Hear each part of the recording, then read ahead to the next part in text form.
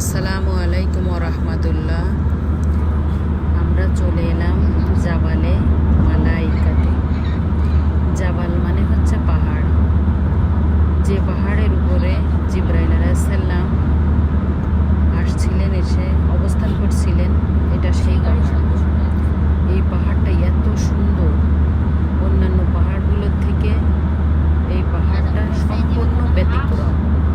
এটা দেখার মতো, অনেক সুন্দর, মনে হয় ছবির মতো। এই পাহাড়টা অনেক সুন্দর। এই পাহাড়টা শুনেছি যে জিবরাইল আলাইহিস সালাম যখন আসছিলেন তখন এই পাহাড়টা নাকি তুলার মতো নরম হয়ে গেছিল। আসলে এই পাহাড়টা অনেক নরম, বালু। আর অন্যান্য পাহাড়গুলো তো পাথরের বিভিন্ন রকম আছে, তবে এই পাহাড়টা অন্যান্য পাহাড় থেকে সম্পূর্ণ ব্যতিক্রম। আপনারা যারা এখানে আসবেন তারা আসলে দেখতে পারবেন, আর যাদের সুযোগ আছে অবশ্যই তারা এখানে আসার চেষ্টা করবেন।